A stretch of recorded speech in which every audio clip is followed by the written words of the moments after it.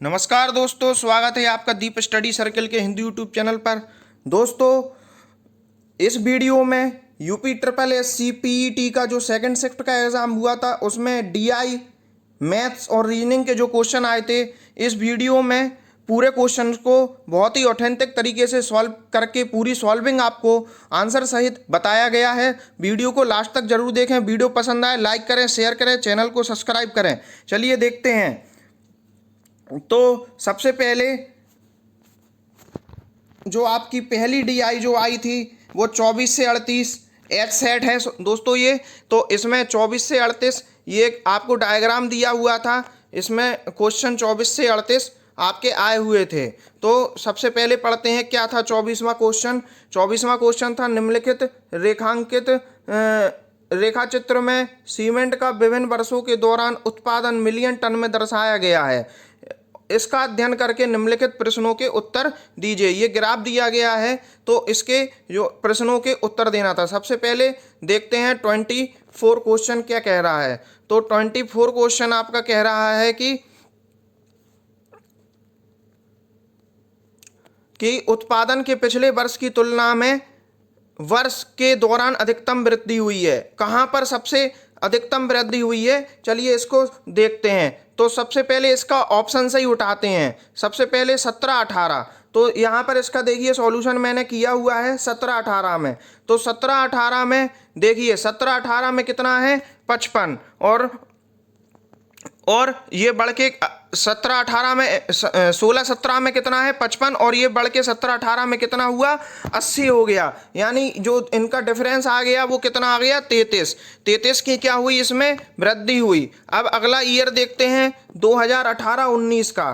तो 2018-19 में कितना था, 2018-19 में कितना था, ये 90 था। ठीक है, और इससे पहले ये क्या था 80 था। तो 80 से क्या हो गया 2018-19 में 90, तो 90 माइनस 80 यानी 10 की वृद्धि हुई है। ठीक है, अगला देखते हैं 13-14। तो 2013 से 2014 में कितना था ये 55, और 12-13 में कितना था 55, और ये 13-14 में बढ़ के कितना हो गया ये 90 माइनस 55 यानी 35 की वृद्धि हुई है। अगला ऑप्शन है इसमें 2014-15।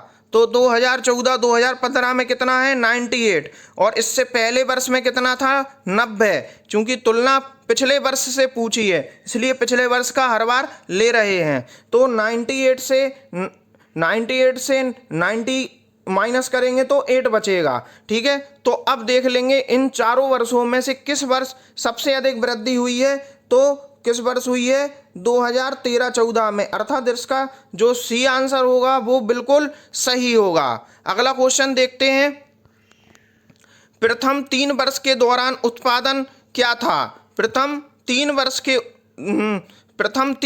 दौरान उत्पादन क्या था। तो प्रथम 3 वर्ष के दौरान उत्पादन क्या था, तो उत्पादन का औसत क्या था। तो प्रथम 3 वर्ष की पहले वर्ष में 42, दूसरे वर्ष में 44 और तीसरे वर्ष में 58। तो औसत बराबर क्या होता है कुल संख्याओं का योग बटे संख्या। तो 42, 44 और 58 तीनों का योग करके 3 से भाग दे देंगे तो आंसर आ जाएगा 48 मिलियन टन। ठीक है, तो ये इसका कौन सा आंसर सही होगा, डी आंसर इसका बिल्कुल सही होगा। अगला क्वेश्चन देखते हैं। सीमेंट का अधिकतम उत्पादन दर्ज हुआ है इस वर्ष। किस वर्ष सबसे अधिक उत्पादन दर्ज हुआ है। तो चलिए इसका ग्राफ देखते हैं। तो सबसे अधिक उत्पादन देखिए सबसे ऊंचा कहाँ जा रहा है 98 कहाँ है 2014-15। तो इसका सही आंसर होगा ए इसका बिल्कुल सही आंसर होगा 2014-15 में। ठीक है दोस्तों, अगला क्वेश्चन देखते हैं इसका 27 क्वेश्चन क्या है कि वर्ष 2011-12 के दौरान, वर्ष 2011-12 के दौरान, तो 11 और 12 के दौरान कितना था 58, उत्पादन वृद्धि प्रतिशत पिछले वर्ष की तुलना में कितना था, यानी 58-44 का कितना प्रतिशत है, तो इसका निकाल लेंगे। ये मैंने सॉल्यूशन इसका किया है। 2011-12 में कितना था 58, यानी 44 से 58 हो गया। पिछले वर्ष 44 था और 2011-12 में बढ़ के कितना हो गया 58, तो इनका डिफरेंस कितना हो गया 58 माइनस 44, यानी 14 का डिफरेंस हो गया। कितने प्रतिशत था इससे पहले 44 था इंटू 100, तो इसका प्रतिशत निकाल लेंगे तो ये आएगा 31.8, अर्थात आंसर सी, इसका आंसर सी 31.8 बिल्कुल सही आंसर है इसका। दोस्तों ज़्यादा से ज़्यादा लाइक करें, शेयर करें वीडियो को सबसे तेज। चलिए अगला क्वेश्चन देखते हैं। अधिकतम उत्पादन इस वर्ष घटा, तो किस वर्ष सबसे अधिक उत्पादन जो है घटा है। ठीक है, अब इसका पहला जो ऑप्शन है वो है 15-16। तो देखिए 15-16 में इसका उत्पादन सबसे, एक ग्राफ में भी आप देख सकते हैं कि 98 से 60 सबसे ज़्यादा जो ग्राफ यहीं पर घटा हुआ है। तो इसका जो सही आंसर होगा वो होगा आपका ए, कितना 38 सबसे ज़्यादा किसमें 2015-16 में ये सबसे ज़्यादा गिरा हुआ था। सबसे अधिक जो उत्पादन स्तर था वो इसी वर्ष 2015 और 16 में घटा हुआ था। ठीक है दोस्तों, अगला क्वेश्चन है 29 से 33। दिया गया ग्राफ एक वस्तु x के आयत को 2013 से 2019 के मध्य करोड़ रुपए में दर्शाता है। ये जो ग्राफ है ये x के आयत को दर्शाता है। तो चलिए पहला क्वेश्चन देख लेते हैं। पहला क्वेश्चन क्या है, सभी वर्षों के लिए वर्ष दर वर्ष, बिल्कुल ध्यान से देखना, सभी वर्षों के लिए वर्ष दर वर्ष x के आयत की वृद्धि का औसत निकालना है। दोस्तों किसका निकालना है, वृद्धि का औसत। तो हम सबसे पहले देखते हैं कितने की वृद्धि हुई, 700 से 900 हुआ तो कितने की वृद्धि हुई, 200 की वृद्धि हुई। फिर 900 से 1200 हुआ, कितने की वृद्धि हुई, 300 की वृद्धि हुई। फिर 1200 से 1200 हुआ, यानी कोई वृद्धि नहीं हुई, 0 की वृद्धि हुई। फिर देखते हैं 1200 से 1300 हुआ, अर्थात 1200 माइनस 1300, 100 की वृद्धि हुई। और इसके बाद 1300 से कितना हो गया, 1300 से 2000 हो गया, तो कितने की वृद्धि हुई, 1300 से 2000, 700 की वृद्धि हुई। इन वृद्धियों का क्या निकालना है, औसत। देखिए इन वृद्धि का क्या निकालना है, औसत। तो सबको जोड़ के कितने बार वृद्धि हुई, 5 बार। 5 से भाग कर देंगे 260, इसका आंसर आ जाएगा, अर्थात सी 260 इसका बिल्कुल सही आंसर होगा। इसके बाद अगला क्वेश्चन देखते हैं।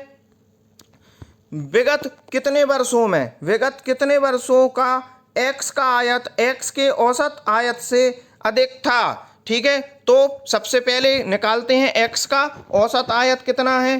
तो सारे जितने भी आयत हुए हैं सबको जोड़ के उतनी संख्या से भाग कर देंगे तो x का औसत आयत आ जाएगा। यहाँ निकाला है मैंने, x का औसत आयत बराबर 700 plus 900 plus 1200 plus 1200 plus 1300 plus 2000 बटे 6 बार आयत हुआ है। तो ये कितना आ गया औसत आयत इसका, 1216। अब 1216 कितनी जगह अधिक है, देखिए कितने बार अधिक है, 2 बार। यहाँ 1300, यहाँ 2000, तो औसत से कितने बार अधिक है, 2 बार। तो इसका सही आंसर होगा डी, इसका सही आंसर होगा डी, इसका बिल्कुल सही आंसर होगा। अगला क्वेश्चन देखते हैं। x के औसत आय से अधिक आयत और x के औसत आयत से कम आयत के वर्षों का अंतर है। कितना अंतर है, अब देखिए 1216 इसका क्या आया था, 1216 इसका क्या आया था, औसत आयत। तो औसत आयत से कम कितने बार है, 1 2 3 4 बार अधिक है, 4 बार कम है और 2 बार क्या है, अधिक है। 4 में से 2 गए, 2 क्या पूछा है, अंतर पूछा है। क्या पूछा है, अंतर। तो इसका सही आंसर होगा ए, 2 इसका सही आंसर होगा। अगला क्वेश्चन देख लेते हैं, 32वां क्वेश्चन। वर्ष 2018-19 के दौरान, वर्ष 2018-19 के दौरान x के आयत में प्रतिशत वृद्धि सभी वर्षों के x के आयत के उसके औसत की कितनी है। ठीक है, तो इसका देखते हैं। तो 18-19 में, 2018-19 में ये मैंने यहाँ पे कर दिया इसका क्वेश्चन। 2018-19 के दौरान जो आयत था वो कितना था, देखिए ग्राफ से इसको देख लेते हैं। तो 18-19 में जो था कितना था, 2000 रुपये 2000 था। तो कितने औसत से कितने अधिक वृद्धि निकालना है, किससे निकालना है, औसत से। तो औसत कितना हुआ था इसका, 1216। औसत कितना था, 1216। वृद्धि कितनी हुई, 2000। जो 2018-19 के दौरान जो आयत हुआ वो 2000 का हुआ। तो डिफरेंस वृद्धि प्रतिशत बराबर क्या हो गया, कितने की वृद्धि हुई, अर्थात 2000 में से 1216.6 जो इसका औसत आया उसको घटा के इंटू 100 बटे किस पे निकालना, औसत पर निकालना। तो इसका जब सॉल्व करेंगे तो आंसर आ जाएगा 64.38, अर्थात ऑप्शन बी बिल्कुल सही है। दोस्तों ज़्यादा से ज़्यादा शेयर करें वीडियो को, बिल्कुल सही आंसर, और छोटी सी वीडियो में आपको पूरा सॉल्यूशन मिल जाएगा। ठीक है दोस्तों, देखते हैं अगला क्वेश्चन। वर्ष 2014-15 से 15-16 के दौरान x के आयत में वृद्धि प्रतिशत कितना है। ठीक है, तो देखते हैं 2014-15 और 15-16 के दौरान कितना कितना है। तो 14-15 के दौरान है 900 और 15-16 के दौरान है 1200। 14-15 के दौरान 900, 15-16 के दौरान है 1200। तो कितने प्रतिशत वृद्धि हुई, तो 1200 माइनस 900 बटे 900 इंटू 100। वृद्धि प्रतिशत का फॉर्मूला लगा के सीधा आंसर आएगा 33.33%। इसका ए आंसर बिल्कुल सही होगा। ठीक है दोस्तों, ये 2 DI आपकी कंप्लीट हो चुकी हैं। आपके जितने क्वेश्चंस जो भी आपको नहीं आ रहा है समझ में, आप कमेंट कर सकते हैं, और आगे भी आपको इसी सॉल्यूशन मैं बता रहा हूं। और जो भी प्रश्न छूट रहे हैं आप कमेंट करके बताएं, मैं उसका सॉल्यूशन आपको जरूर बताऊंगा। चलिए देखते हैं अगली DI। 34वां क्वेश्चन देखते हैं। अगला क्वेश्चन है 34वां।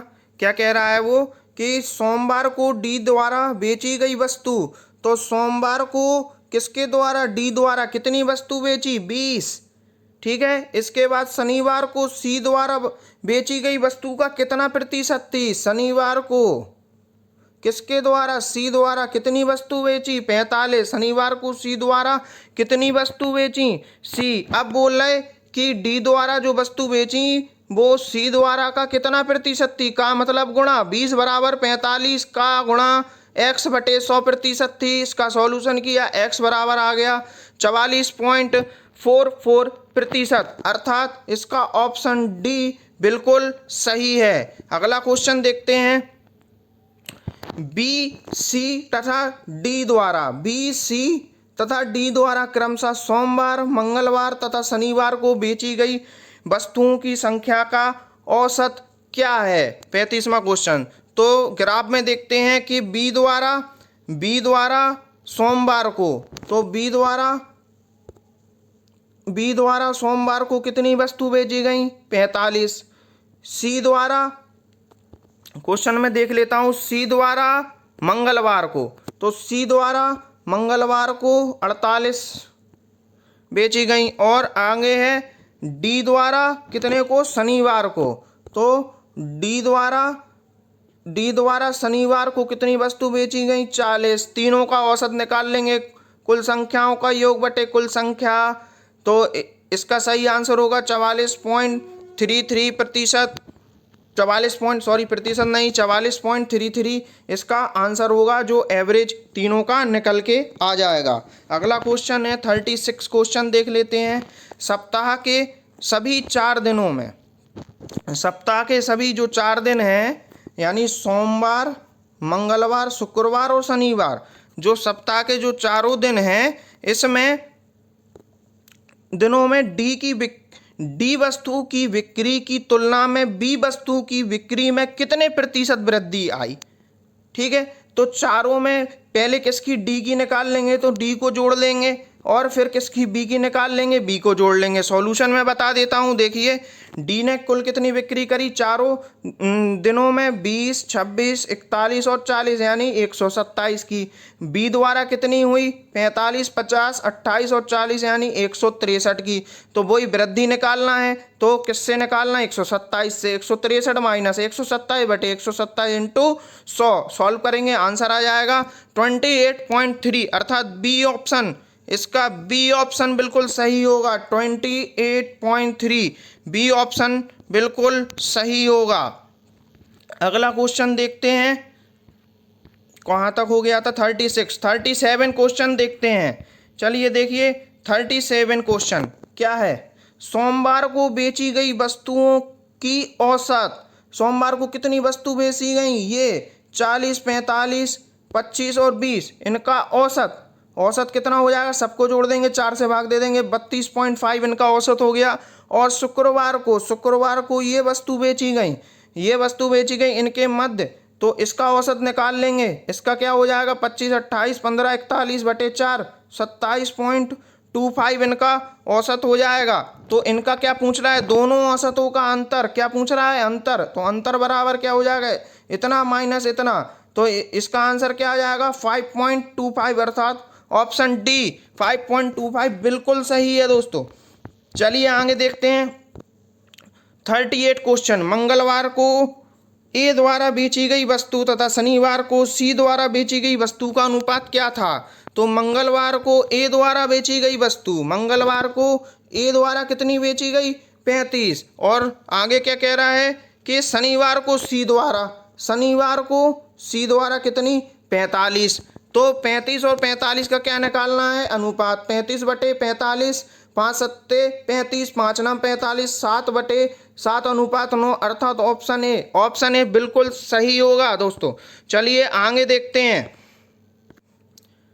अगला क्वेश्चन है कि इनमें से किस फसल में 2013 से 2017, 2013 से यहाँ से 2017 के मध्य उत्पादन में लगातार वृद्धि दर्ज की गई है। तो देखिए इसको उठाएंगे ऑप्शन से, सबसे पहले जौ देखते हैं, क्या जौ में वृद्धि हुई है, लगातार वृद्धि 2013 से 2017 में लगातार वृद्धि बोल रहे वो, यानी 13 से 17 तक लगातार वृद्धि हो। तो देखेंगे 200 से 216, 216 से 160 यानी जौ बिल्कुल गलत आंसर, जौ आंसर नहीं होगा। बी देखते हैं बाजरा, बाजरा देखते हैं, सबसे पहले 1110, फिर 1160, फिर 1450, फिर 1460 यानी लगातार क्या हो रही है, बाजरा के में वृद्धि हो रही है। तो इसका ऑप्शन बी बिल्कुल सही आंसर होगा। इसके बाद देखते हैं अगला क्वेश्चन, 40 क्वेश्चन देखते हैं,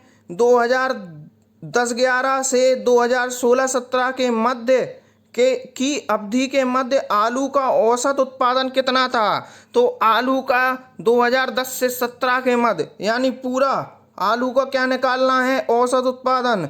तो पूरे उत्पादन को जोड़ देंगे और कितने बार, 7 वर्षों से भाग दे देंगे और इसका आंसर आ जाएगा। ये मैंने किया हुआ है, आप देख सकते हैं, नोट भी कर सकते हैं। और तो इसका आंसर क्या आ जाएगा, 293.86 अर्थात ऑप्शन ए बिल्कुल सही होगा दोस्तों इस वीडियो में मैंने आपको डीआई मैथ और रीजनिंग के सवाल आपको बताए हैं। अगर आप जीके के भी क्वेश्चन देखना चाहते हैं कि आपके सही हैं या नहीं, तो मैंने इससे पहले एक वीडियो बनाई थी जिसका लिंक आपको डिस्क्रिप्शन में मिल जाएगा, उस पर जाकर आप वो वीडियो देख सकते हैं और अपने क्वेश्चंस की जांच कर सकते हैं कि आपने सही किए या नहीं। चलिए आगे देखते हैं, 41 क्वेश्चन है, 2016-17 के मध्य, 2016-17 के मध्य में इनमें से किस फसल के उत्पादन में पिछले वर्ष की तुलना में गिरावट दर्ज की गई है। 2016-17 नीचे है भैया, 2016-17 नीचे है, तो 2016-17 ऑप्शन से उठाएंगे बाजरा। तो 2016-17 बाजरा में क्या हुई, वृद्धि, हमें क्या चाहिए, कमी, बाजरा नहीं होगा। दूसरा देखेंगे आलू, आलू में भी क्या हुई, वृद्धि नहीं है। तीसरा देखेंगे जौ, जौ में क्या हुई, वृद्धि। चौथा देखेंगे चावल, चावल चावल में क्या हुई 826 से 812 क्या हुई कमी, तो किस में कमी हुई, आलू में। तो इसका सही आंसर होगा 41 का सही आंसर होगा डी चावल, डी चावल इसका बिल्कुल सही आंसर होगा।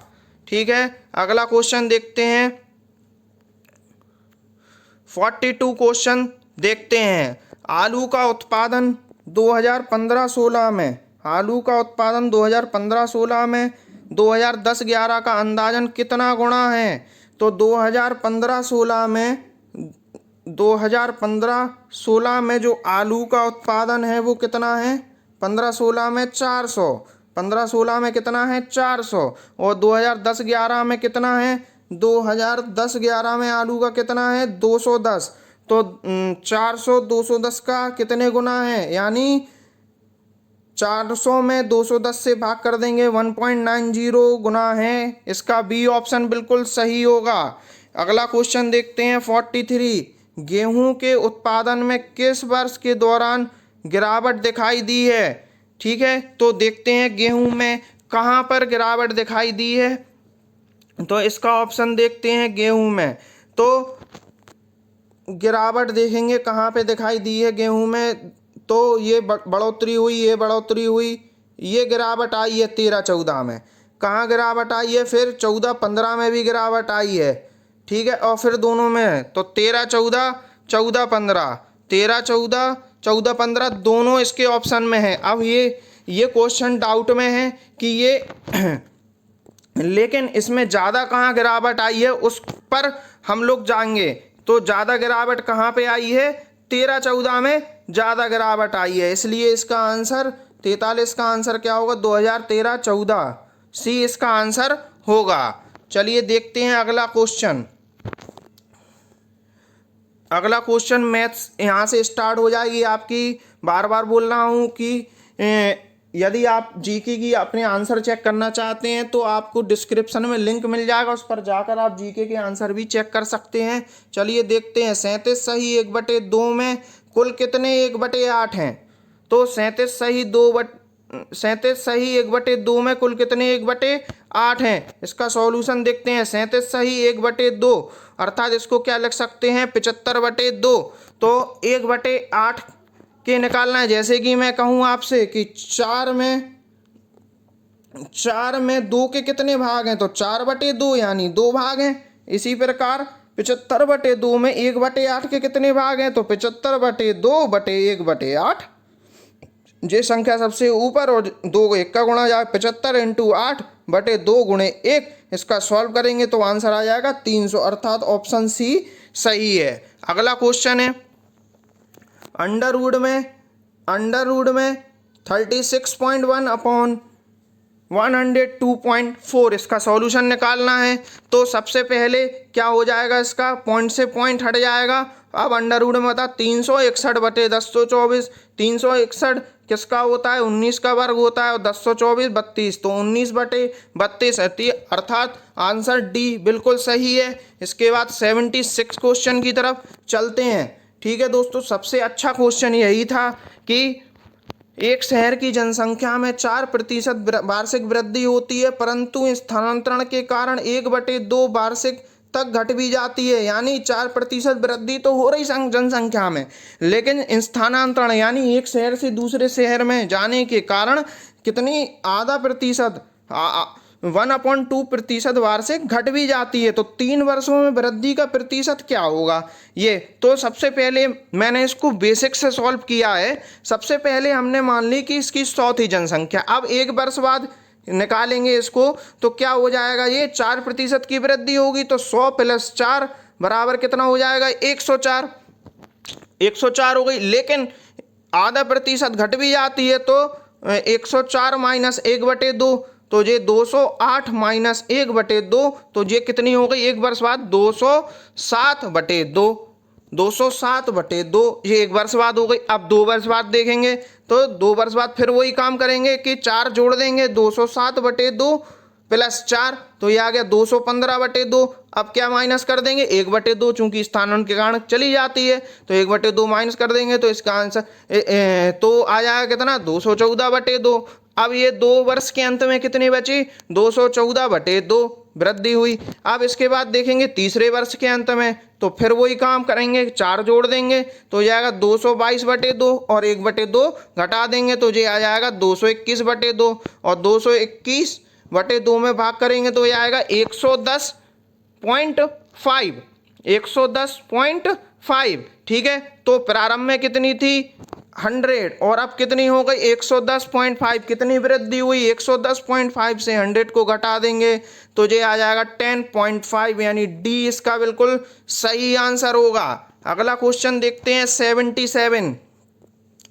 क्या है, अंडर रूट में 1 + 27/169 बराबर 1 + x/13। तो इसको सॉल्व करेंगे तो 169 यहाँ एलसीएम लेंगे तो यहाँ हो जाएगा ऊपर 196, 1 + x/13 तो 196 का वर्गमूल होता है 13 और 196 का होता है 14 और 169 का होता है 13 और माइनस एक को इस तरफ ले आएंगे तो जो हो जाएगा माइनस का, तो 14 - 13/13 बराबर x/13। 14 में से 13 गई तो 1, 13 से 13 कट जाएगा तो इसका आंसर आ जाएगा x = 1, अर्थात सी आंसर बिल्कुल इसका सही होगा। अगला क्वेश्चन देखते हैं 78। 13 परिणामों का औसत कितना है, 68 है। पहले 7 का औसत 63 है और आखिरी 7 का 70 है, तो 7वां परिणाम क्या होगा। तो इसका सॉल्यूशन मैंने किया हुआ है। पहले 13 परिणामों का योग कितना है, कितना हो जाएगा, औसत दिया था 68 तो 13 × 68 ये क्या आ जाएगा योग, 884 आ गया योग।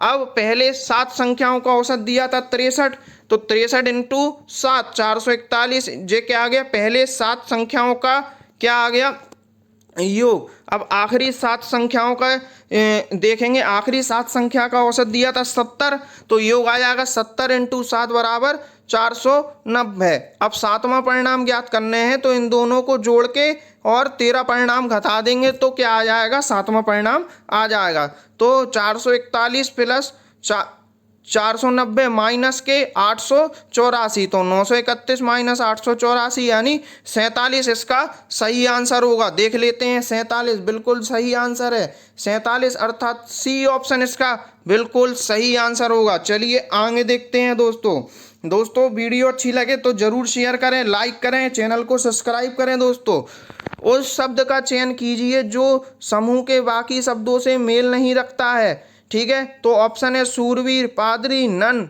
और मुनि। तो देखते हैं कि पादरी किसी धर्म से संबंधित रखते हैं, नन भी किसी धर्म से संबंध रखते हैं और मुनि भी किसी धर्म से संबंधित हैं। तो इसका सही आंसर होगा ए आंसर इसका बिल्कुल सही होगा, शूरवीर।